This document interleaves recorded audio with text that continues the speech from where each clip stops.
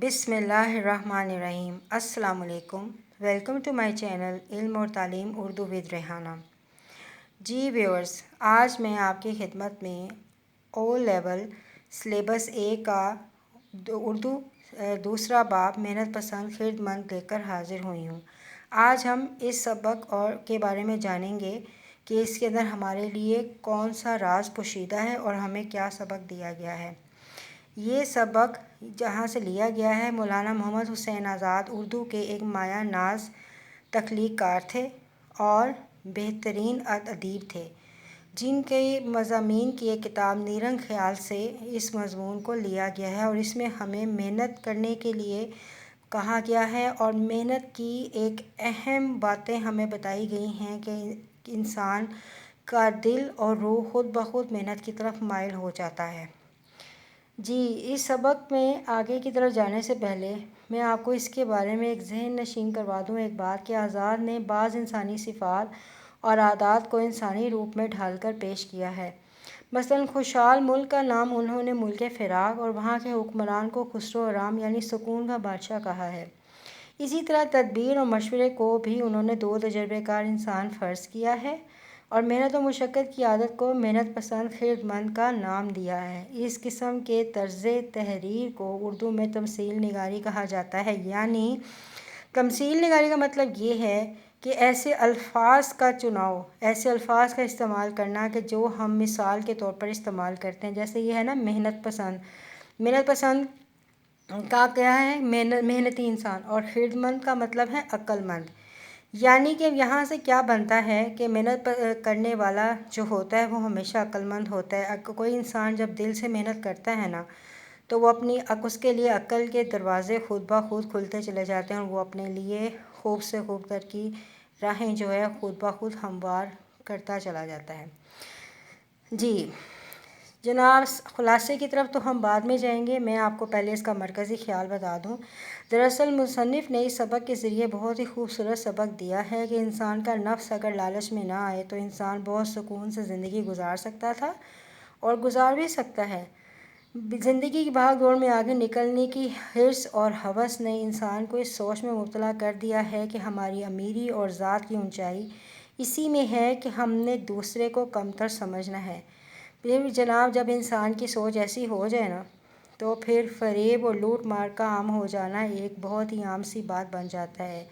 لیکن جب بہترین تدبیر یعنی کہ اچھی ترکیب لڑائی جائے اور اچھا مشوروں پر عمل بھی کیا جائے تو پھر یہ بات سامنے آتی ہے کہ محنت سے ہی سب کچھ حاصل کیا جا سکتا ہے، لیکن محنت کرنے میں بھی جناب صبر اور ہمت سے کام لینا پڑتا ہے اور پھر کوششیں کامیاب ہو جاتی ہیں۔ اور قرآن پاک میں واضح طور پہ یہ لکھا گیا ہے کہ لیس للانسان الا ما سعی، یعنی کہ بے شک انسان کے لیے وہی کچھ ہے جس کے لیے اس کی کوشش ہے، اور کامیابی کے ساتھ جناب ناکامیاں بھی آتی ہیں، لیکن صبر کا دامن تھامے رکھنے سے انسان اپنی منزل کو پا ہی لیتا ہے۔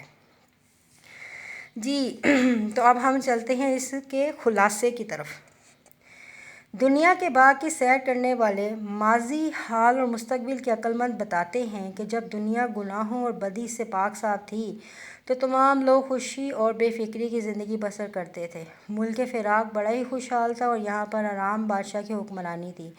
یہ بادشاہ اپنی رعایا سے کہیں نہ کسی خدمت کا خواہش مند تھا اور نہ ہی کسی قسم کا کوئی ٹیکس چاہتا تھا۔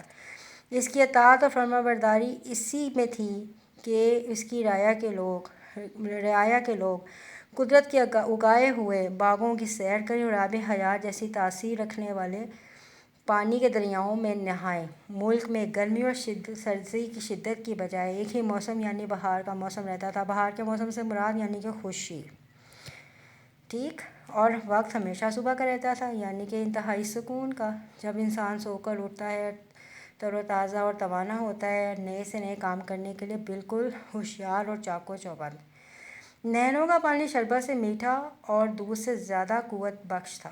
سیدھے سادے کھانے اور جنگل کی پیداوار لوگوں کے لیے قوت پہنچانے والے کھانوں سے بھی بڑھ کر تھی۔ ہواؤں میں مہکتی خوبصورت پرندے اور جانور اپنی اپنی آوازوں میں خوبصورت نغمے بکھیرتے تھے۔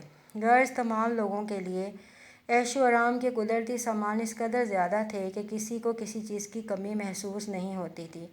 اچانک دنیا کے اس باغ کے ایک وسیع میدان میں پھولوں کی ایک ایسی کیاری کھلی کہ جس کی بو گرم اور تیز تھی۔ کیاری کھلنے کا مطلب یہاں پر کس چیز سے لیا گیا ہے؟ سوچ سے، ٹھیک ہے۔ جب انسان کی سوچ میں یہ چیز آ جائے نا کہ میں نے صرف میں اور تو جناب وہاں پر فساد کا برپا ہونا ایک لازمی امر ہوتا ہے کہ جب انسان اپنے آپ کو دوسروں سے بہت برتر اور دوسرے کو ایک دم سے کمتر سمجھتا ہے نا، تو پھر ہر چیز کے حصول اور اس کے حصول کو حاصل کرنے کے لیے وہ کیا کرتا ہے؟ فریب اور سینہ زوری جیسی خرابیوں میں وہ شیطانوں سے بھی آگے نکل جاتا ہے، اور پھر جب وہ قابض ہونے کی کوشش کرتا ہے نا، پھر وہ ڈاکہ زنی پر بھی آ جاتا ہے۔ اور جب اس طریقے سے یہ ہوا کہ جب عیش و آرام کے وسائل ان ذریعوں سے حاصل ہونے لگے تو غرور، خود پسندی اور حسد نے باغ دنیا میں ڈیرا جما لیا، یعنی کہ ان تمام برائیوں نے دنیا کے اوپر اپنے آپ کو قابض ہو گئیں دنیا کے اوپر۔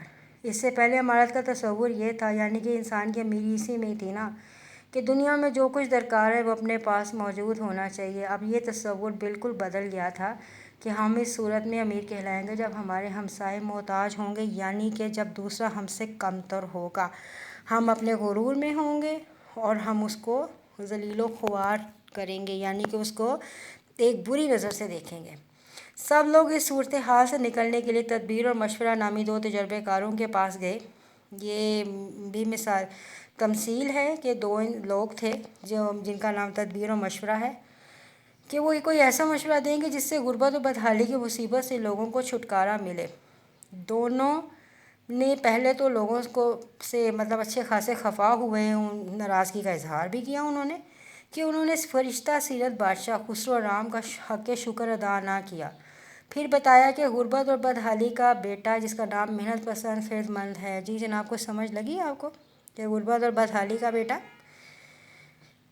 ایسا ہے کہ یہاں پر ان کا یہ کہا گیا ہے کہ جب غربت اور بدحالی کو دور کرنا ہو نا، تو انسان کو محنت کا ہتھیار اٹھانا ہی پڑتا ہے۔